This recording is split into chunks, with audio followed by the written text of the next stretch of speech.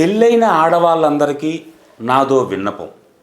జీవితంలో పర్ఫెక్ట్ తండ్రి ఉండొచ్చు, పర్ఫెక్ట్ తల్లి ఉండొచ్చు, పర్ఫెక్ట్ డ్రైవర్, పర్ఫెక్ట్ నర్సు దొరకొచ్చు.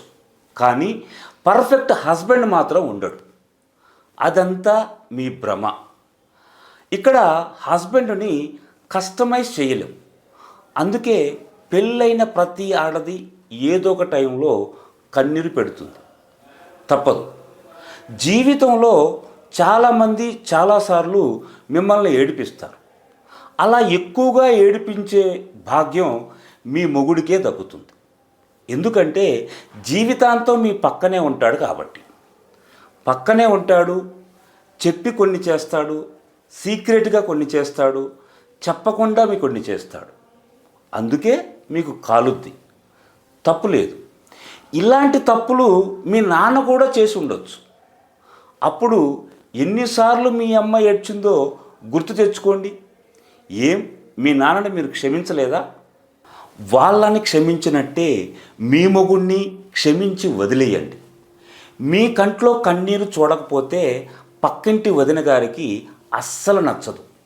ఆవిడ మాటలు విని అనవసరంగా మీ మొగుడితో గొడవ పడొద్దు. పోనీ ఆవిడ మొగుడేమన్నా శ్రీరామచంద్రుడా అంటే కాదే.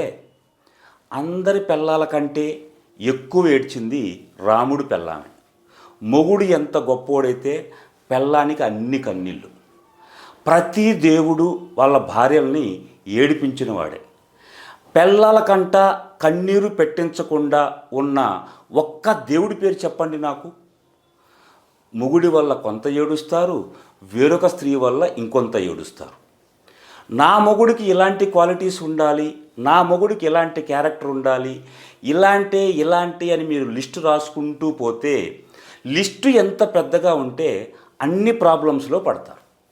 మీకు ఏడవడం వచ్చు అని తెలిస్తే అందరూ మిమ్మల్ని ఏడిపిస్తారు. అందుకే మీరు సుఖంగా ఉన్నట్టు ఏ పిన్ని గారికి చెప్పకండి. కనిపించినప్పుడల్లా మీ కష్టాల గురించి చెప్పండి.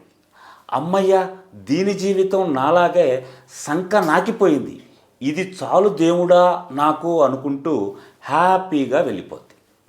ఇక తప్పులు చేసే మీ మొగుడిని అంటారా, మీ అన్నయ్యో తమ్ముడో నాన్నో అనుకొని వదిలేయండి.